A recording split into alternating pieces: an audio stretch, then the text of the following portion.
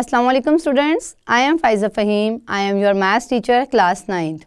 Students, आज इस lecture में हम एक्सरसाइज 4.4 के क्वेश्चन नंबर 6 को सॉल्व करेंगे और इससे रिलेटेड एग्जाम्पल को सॉल्व करेंगे। तो चलते हैं वाइट बोर्ड की तरफ।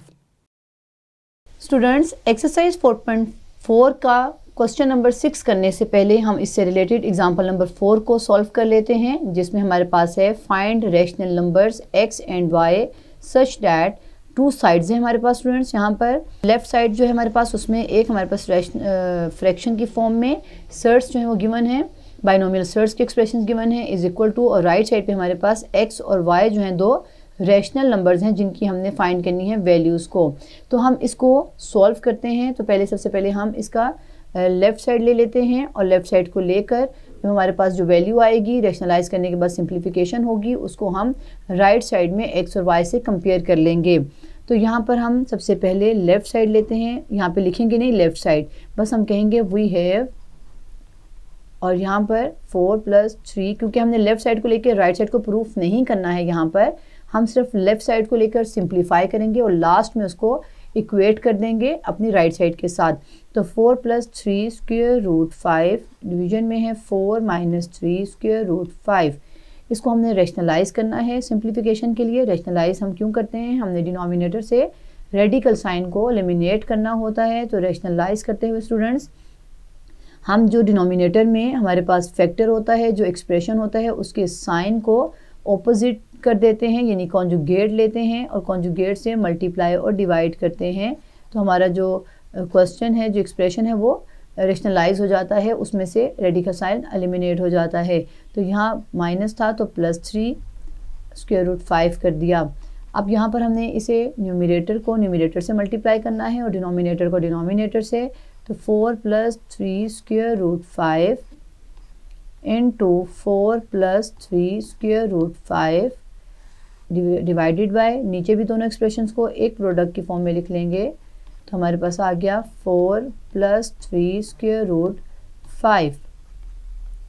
यहाँ पे स्टूडेंट्स हम डायरेक्ट स्टेप भी कर सकते थे, लेकिन मैंने आपको ये शो करने के लिए कि हम दोनों न्यूमरेटर्स को प्रोडक्ट की फॉर्म में लिख रहे हैं और डिनोमिनेटर को भी प्रोडक्ट की फॉर्म में लिख रहे हैं। अब हम इनको जो प्रोडक्ट लेना है वो फॉर्मूला को यूज़ करते हुए लेंगे। वो किस तरह से कि यहाँ पे अगर आप देखें तो ये जो पूरा फैक्टर है और जो दूसरा पूरा फैक्टर है, दोनों सेम है, यानी कि ये मैं लिख सकती हूँ 4 + 3 √ 5 होल स्क्वायर, यानी कि 2 थे 1 और 1, दोनों की बेसिस सेम थी, तो पावर्स को मैंने ऐड करके 2 कर दिया। डिवीजन में क्या हो रहा है, डिवीजन में हमारे पास a - b, a + b वाला फॉर्मूला यूज़ हो रहा है, जो कि है a² - b² is equal to a + b into a - b। हमारे पास स्टूडेंट्स राइट साइड गिवन है फॉर्मूला की, हमने लेफ़्ट साइड लिखनी है। तो लेफ़्ट साइड के मुताबिक यहाँ पर हमारे पास फॉर्मूला के मुताबिक जो a है वो 4 है और जो b है वो पूरा 3 √ 5 है। तो यहाँ पे हम लिखते हैं a², जो हमने राइट साइड लेफ़्ट साइड बनानी है फॉर्मूला की, वो है a² - b²। तो लिखते हैं 4² - 3 √ 5 होल स्क्वायर। तो हमारे पास अब इसको फर्दर सिंप्लीफाई करेंगे। फर्दर सिंप्लीफिकेशन में जो न्यूमरेटर है वहाँ पे भी फॉर्मूला अप्लाई हो रहा है। वो फॉर्मूला है a + b होल स्क्वायर का, जिसके मुताबिक लिखेंगे a² + b² + 2ab। तो यहाँ लिखते हैं a² यानी 4 है यहाँ पर a, प्लस b क्या है 3 √ 5, उसका स्क्वायर लिखेंगे, प्लस 2a है 4 और b है 3 √ 5। और डिनोमिनेटर में हमारे पास स्टूडेंट्स क्या है 4 × 4 = 16। सोल्यूशन सॉल्व कर लेते हैं इसे। अब ये जो 2 है ये अंदर 3 पे भी है और √5 पे भी है, ये इस तरह से है। तो 3 पे सेपरेट करेंगे तो 3 × 3 = 9 और √5 का जो है वो स्क्वायर उसके रूट से कैंसिल आउट हो जाएगा, तो 5 बच जाएगा। इस तरह से मैंने यहाँ पर इसे इस स्टेप के बाद यहाँ पे लिख दिया है। नेक्स्ट स्टेप में हम न्यूमरेटर को सिंप्लीफाई कर लेते हैं। 4 × 4 = 16 प्लस इसी तरह से अब ये स्क्वायर 3 और √5 पर है, तो 3 × 3 = 9 हो गया और स्क्वायर जो है √5 के साथ कैंसिल आउट होगा, तो 5 बच जाएगा। इस तरह से दोनों मल्टीप्लाई थे तो मैंने मल्टीप्लाई की फॉर्म में लिखे हैं। प्लस अब ये तीनों जो हमारे पास टर्म है ये मल्टीप्लाई हो रही हैं, तो 4 × 2 = 8 और 8 × 3 = 24, तो 24 √ 5। डिवीजन में क्या है 16 - 9 × 5 = 45, 45 लिख देंगे। न्यूमरेटर में हमारे पास है 16 प्लस 9 5 द 45, इनको सिंप्लीफाई कर रहे हैं, प्लस 24 स्क्वायर रूट 5, और डिवीजन में स्टूडेंट 16 माइनस 45 करें तो आता है 29, लेकिन आता है नेगेटिव 29। वो क्यों आता है? क्योंकि ग्रेटर वैल्यू के साथ नेगेटिव है, तो यहाँ पे मैंने माइनस साइन लगाया है। अब इसको और फर्दर सिंप्लीफाई करें हम, 16 प्लस 45 करें तो हमारे पास आता है 6 5 11 1 4 प्लस 1 5 और 6 61 प्लस 24 स्क्वायर रूट 5, और डिवीजन में है 29 माइनस के साथ। यहाँ पे स्टूडेंट्स इस माइनस साइन को और 29 को मैं इन दोनों टर्म्स पे सेपरेट करने लगी हूँ। माइनस 61 ओवर 29, यानी इस माइनस 21 को 61 पे डिवाइड किया और 24 स्क्वायर रूट 5 पे सेपरेट डिवाइड करेंगे, तो ये प्लस माइनस, जब इसके साथ डिवाइड करेंगे तो प्लस माइनस माइनस हो जाएगा। 24 स्क्वायर रूट 5 और डिवीजन में है 29। ये हमारे पास जो साइड आ रही है ये किसके इक्वल में यहाँ पे जो शो कर रही हूँ, ये हमारी जो साइड है ये पिछले एक्सप्रेशन के इक्वल है, लेकिन हम जानते हैं हमारे पास जो ये एक्सप्रेशन था जिसको मैं सिंप्लीफाई करके ये लिखा है -61 over 29 minus 24 square root 5 over 29। ये हमारा जो एक्सप्रेशन सिंप्लीफाई हम कर रहे थे ये किसके इक्वल है? ये हमारे पास इक्वल है x plus y square root 5 के। ये हमें गिवन है स्टूडेंट्स, ये हमारे पास मौजूद है। हमने इसको इसलिए नहीं लिखा था क्योंकि हम अपने क्वेश्चन की लेफ़्ट साइड को सिंप्लीफाई कर रहे थे, तो इस स्टेप में हमने जो सिंप्लीफिकेशन की थी उसको इक्वेट कर दिया है x plus y square root 5 से। तो अब हम क्या करते हैं, इसको कंपेयर कर लेते हैं बोथ साइड्स को। Hence on comparing both sides, या टू साइड्स भी कह सकते हैं, बोथ साइड्स को कंपेयर किया तो हमारे पास आता है वी गेट। ये किस तरह से कंपेयर करेंगे हम? ये इक्वलिटी का मतलब है कि हमारे पास जो लेफ़्ट साइड है और जो राइट साइड है उन दोनों की टर्म्स जो है वो इक्वल है, यानी फर्स्ट टर्म के इक्वल है और सेकंड टर्म जो है वो सेकंड टर्म के इक्वल है, इसलिए तो ये दोनों इक्वेट हैं, हमारे पास इक्वल हैं। तो यहाँ पे मैं लिख सकती हूँ x is equal to -61 over 29 और y स्क्वायर रूट 5 वाली जो टर्म है ये वाली टर्म वो इक्वल है सेकंड टर्म के, यानी 24 स्क्वायर रूट 5 ओवर 29, और ये भी हमारे पास क्या है, माइनस में है, क्योंकि इसके साथ क्या है, माइनस है। स्टूडेंट्स यहाँ पर अगर आप देखें y वाली साइड पे तो हमने फाइंड किसकी वैल्यू करनी थी, y की वैल्यू फाइंड आउट करनी थी, जबकि यहाँ पर हमारे पास जो वैल्यू आई है वो किसकी है, y स्क्वायर रूट 5 की। तो हम क्या करते हैं, स्क्वायर रूट 5 को दूसरी साइड पे ले जाकर डिवाइड कर देते हैं, वरना तो आप यहाँ पे इसको डायरेक्ट भी कटिंग कर सकते हैं। तो यहाँ पे मैं इसे नीचे डिवाइड कर देती हूँ ले जाकर, ताकि आपको समझने में आसानी हो। तो यहाँ पे स्टूडेंट्स स्क्वायर रूट 5 y के साथ मल्टीप्लाई था, नीचे ले जाकर डिवाइड किया, तो अब ये यहाँ पर स्क्वायर रूट 5 से कैंसिल आउट हो गया। हमारे पास आंसर आया है -24 ओवर 29, ये आंसर है y का, इसको हम एक बॉक्स में बंद कर देते हैं। इसी तरह से जो x का आंसर था वो है -61 ओवर 29। तो ये हमने दोनों वैल्यूज़ को फाइंड आउट कर लिया है। अब स्टूडेंट्स हम एक्सरसाइज 4.4 का क्वेश्चन नंबर 6 जो है वो सॉल्व करते हैं। तो क्वेश्चन नंबर 6 है हमारे पास। क्वेश्चन नंबर 6 में डिटरमिन करना है हमने rational numbers a and b को हमने डिटरमिन करना है क्या है, अगर हमारे पास जो वैल्यू है वो है square root 3 minus 1 over square root 3 plus 1 plus square root 3 plus 1 over square root 3 minus 1 is equal to a plus b square root 3। अगर इस तरह से ये हमारे पास दो एक्सप्रेशंस जो हैं वो इक्वल हों तो हम फाइंड करेंगे a और b की वैल्यू।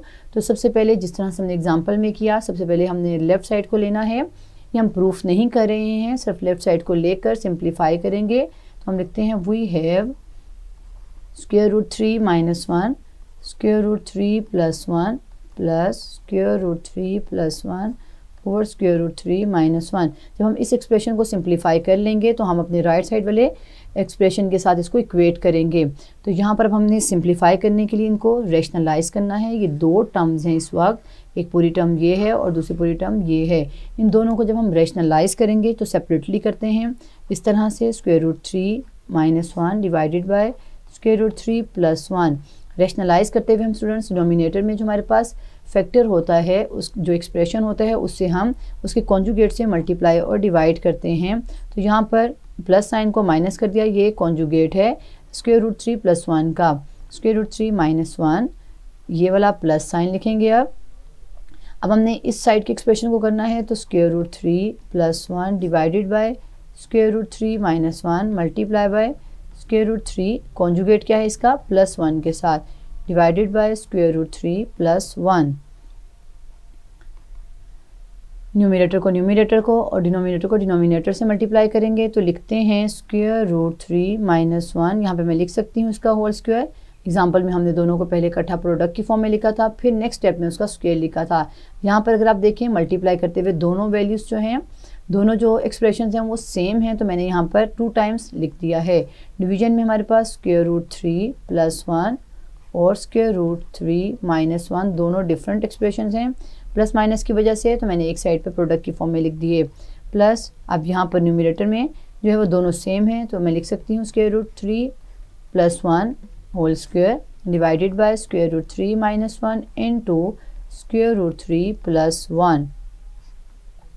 तो यहाँ पे स्टूडेंट्स इसको फर्दर सिंप्लीफाई करते हैं वो इस तरह से कि हमारे पास जो न्यूमरेटर है वहाँ पे फॉर्मूला अप्लाई हो रहा है, वो कौन सा है, a - b होल स्क्वायर का, जिसमें a² + b² - 2ab होता है। तो यहाँ हम लिखते हैं स्क्वायर रूट 3 यानी कि a² + b² - 2a और b डिवाइडेड बाय, हमारे पास जो फॉर्मूला है वो कौन सा यूज़ होगा यहाँ पे स्टूडेंट्स, आप बता सकते हैं।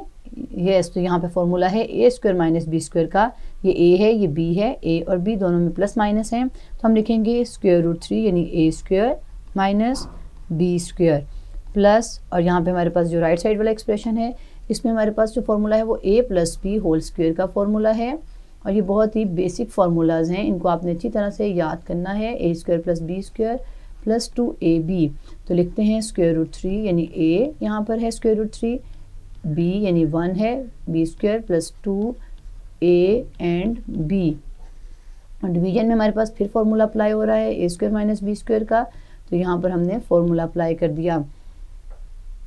अब स्टूडेंट्स हम अपने इस एक्सप्रेशन को जो है वो सिंप्लीफाई करते हैं न्यूमरेटर को।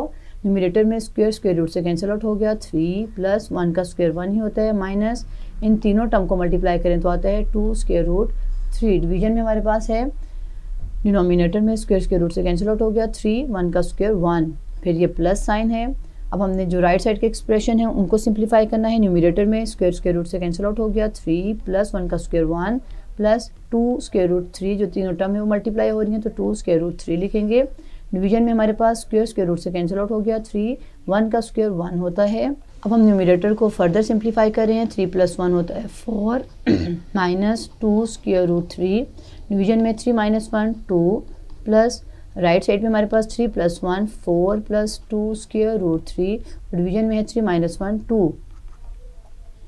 स्टूडेंट्स अगर आप देखें न्यूमरेटर में 2 टर्म्स हैं और दोनों टर्म में हमारे पास 2 कॉमन है, तो मैं लिख सकती हूँ 2 कॉमन, और 2 कॉमन लेने के बाद हमारी फर्स्ट टर्म के पास बचा 2 2 to the 4 होता है, माइनस सेकंड टर्म के पास स्क्वायर रूट 3 है, क्योंकि 2 जो है वो कॉमन में चला गया है।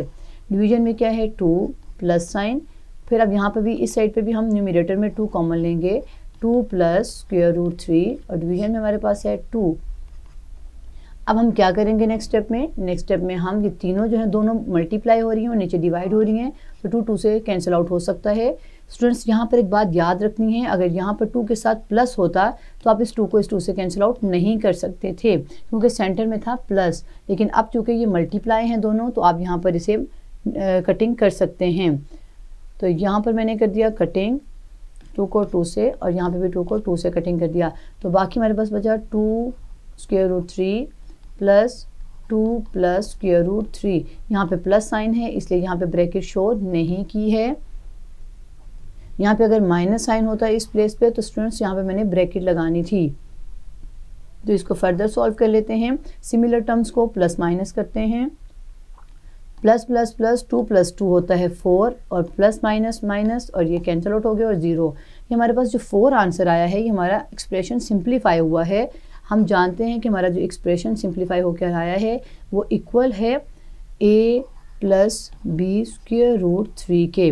तो यहाँ पे स्टूडेंट्स अगर आप देखें तो हमारे पास सिर्फ एक नंबर आया है, जबकि राइट साइड पे a और b दो वैल्यूज़ हैं। तो हम कह सकते हैं कि जो ये हमारी फर्स्ट टर्म है ना, तो जो सेकंड टर्म है वो क्या है, 0 है। तो हम यहाँ पर इसको जब इक्वेट करेंगे तो यहाँ लिखते हैं on comparing both sides we get. यहाँ पे स्टूडेंट्स जो क्वेश्चन था जिसमें हमारे पास यहाँ पे एक बड़ा सा एक्सप्रेशन था जिसको हमने सिंप्लीफाई किया तो वो 4 आया है। उस 4 के साथ इक्वल में लिखा था a plus b square root 3। Equal का मतलब ये है कि दोनों साइड्स इक्वल हैं, इनकी फर्स्ट टर्म के इक्वल है और सेकंड टर्म के इक्वल है। जबकि हमारे पास जो वैल्यू आई है वो 4 है, वो एक सिंगल टर्म है, यानी वो फर्स्ट टर्म होगी। सेकंड टर्म क्या है, 0 है। तो हम लिख सकते हैं a इज इक्वल टू 4 है और बी स्क्वायर रूट 3 जो यहाँ पर बी स्क्वायर रूट 3 है वो 0 के इक्वल है। इट मीन्स कि b is equal to 0 over square root 3 is equal to 0।